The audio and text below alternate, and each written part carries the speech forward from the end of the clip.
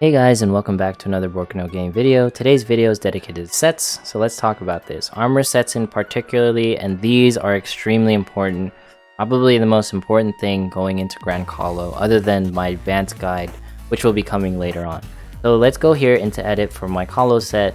Now you'll notice that I'm running Kayn, even though I said that I want to be a paladin, right? And the reason why I'm running Kayn is because I have a lot of swords in my loadout. And the reason why I have a lot of swords is because there's a lot of swords with Dauntless Courage on them. This includes this sword, for example, that has really terrible stats, but the thing is it has Dauntless Courage available onto it, so I'm going to be using it. And we all know why we want to use Dauntless Courage, because it's a very great weapon that can stack everywhere, right? It can pretty much be used to proc, and it will, you can have multiple Dauntless Courages stack, alright? Now, the reason why I have it this way is because I have 7 swords in total, 5 spears, 4 hammers, and 4 bows. And eventually, I want to run it so that if I were to main paladin, if I get more paladin weapons ideally, then I would just run, 10 spears or 15 spears and 5 bows, something like that to that nature, right?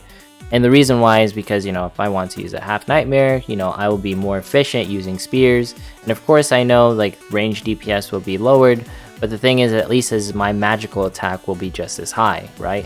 Now, because this would be in the sense of I'm heavily focused into magical attack, and it's a specific scenario. For example, I would also build Colo sets where it's specific to a Shinma buff, ideally. So that would be something that I would take into account for. Right now I'm running a mix set as well because there are different demons popping up.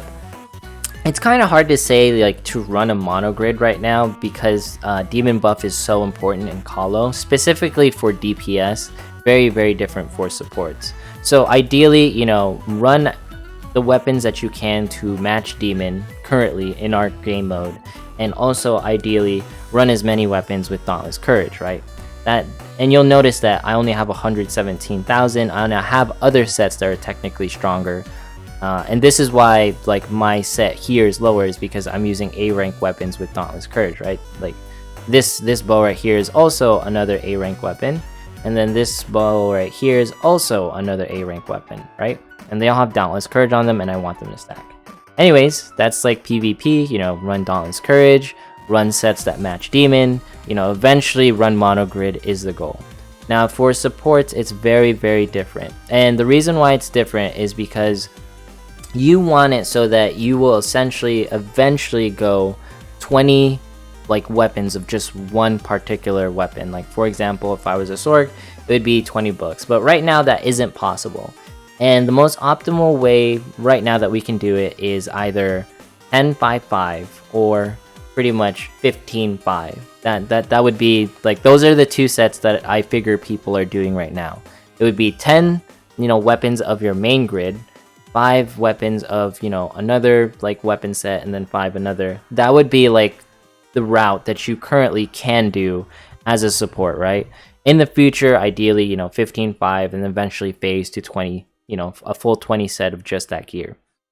And the reason why you would do that is because I would rather have 3 specific minstrels that are very fantastic at buffing, and their buffs are absolutely insane.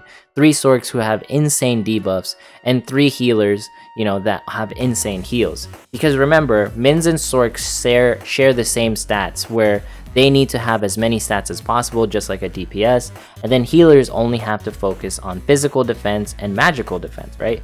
Now, the reason why I don't want 10 subpar debuffs, 10 subpar buffs, 10 subpar heals is because it makes it difficult to do certain things during Colo. Like for example, I don't want to say, hey, debuff this dude, and then 10 people are debuffing XYZ guy, and next thing you know, I don't have heals going off and my team dies, right? So that's the problem with running 10 subpar. Like everyone runs the same thing, because we won't be able to focus and we won't be able to do certain tasks. Well, like everyone will heal, everyone will buff. It just leads to a point where your buffs won't be able to stack because you don't have the appropriate stats. Your debuffs won't be able to debuff because not enough people are focusing on debuffs because we're not shot calling. And that's why targeting 2 people or more is ideal, is because If you target 2 people, you're essentially covering the 5 people on the field, whether it's your Vanguard or their Vanguard or the enemy team's Vanguard, right? Because if you have 2 debuffs going off and 2 buffs going on your side, you're essentially making yourself stronger. Because if you have a single target, now you have a much bigger issue because you are only buffing that one person in your Vanguard, or you're debuffing only one person in the enemy team's Vanguard. And this is why running 3 minstrels, 3 supports, 3 healers, and 1 flex support, which is where ideally they are a minstrel as well, or a sorc. It doesn't really matter because sorcs and minstrels share the same thing, but eventually late game in JP they're running mostly buffers and sorcs because all they care about is getting as many buff stacks as fast as possible, and then pretty much dominating the team because their stats are... Because in late game Colo, what it essentially happens, it just turns into a buff debuff war at the very end of late game for Colosseum. So this is why minstrels, being very good at buffing, sorcs being very good at debuffing, gets really, really important. And of course, eventually, you'll have enough weapons to possibly lifesteal, and you won't need as many clerics, right? You won't need as many clerics to focus on just healing because you can keep yourself up, because you have as many buffs as possible, because you're downing the team so fast that they can't even attack you, right? That is like the end game, and that's why the sets are so important. So just remember, you go 10-5-5 as a support, and eventually you go 15-5 as a support, and eventually it's just a full 20, right? Now, for story, it's completely different. You pretty much just run the highest DPS, and the reason why you run like the highest DPS is because most story events are essentially single target, and you just knock down the minions and then you go for the boss. I'm actually doing this wrong. I shouldn't be running Kaguya. I'm running Kaguya because she's waifu. I should technically be running a breaker, so I'm gonna run Kaine here. And the reason why you should run a breaker is because single target is king in PvE. Because most PvE situations is like, deal as much damage to this one person.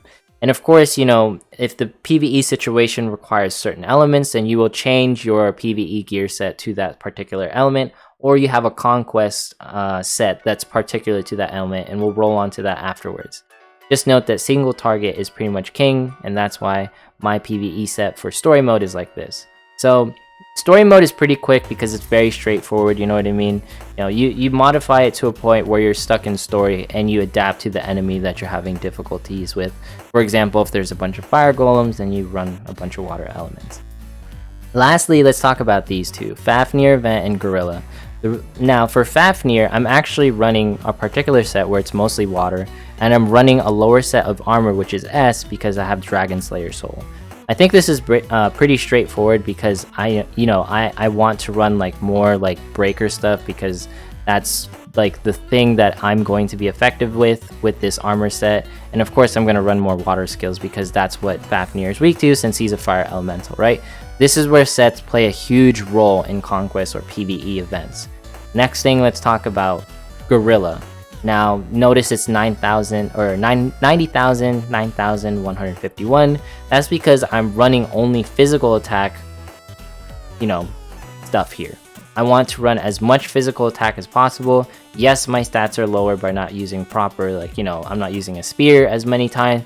But the thing is you don't need crazy stats for Guerilla. The only thing that matters is you one-shot AoE all of those, pesky ghosts because they're weak to physical attack. If anything, I'd run this like a full mono grid of just hammers, but I don't have enough hammers. But this does the job because you want to farm Guerilla as fast as possible. So ideally you run hammers because they're weak to physical attack, so on and so forth. So this way you can make your Guerilla more effective. And lastly, let's cover the Near Replicant event. Now the Near Replicant event, I have it so that essentially I'm running as much Near Replicant gear as I possibly can. So for example, I have Beast Curse right here, and then I have Kaine Sword right here, right? Beast Curse, Kaine Sword. Now the biggest thing that I wanted to show is in my sub gear, I also have, the Near Replicant gear set that they provide because it gives you higher multipliers to get more shooting gallery tickets. And the reason why I want to do this is of course because I want more tickets. So if I go into story, I go into events and then into Replicant, I will have the bonus that will activate. So for example, I click verse 2 and then I click, this is my Colo set. So notice my Colo set, it doesn't have all those, Replicant stuff in it. So if I hit close, and I hit here, go to active effect, and my near set, my near replicant effect specifically, everything is applying so I can get proper metal buffs. And I already covered it in my other video on how, you know, these buffs will change over time depending on how limit broken they are, right? I already covered that in the replicant video. I'll have it in the description down below.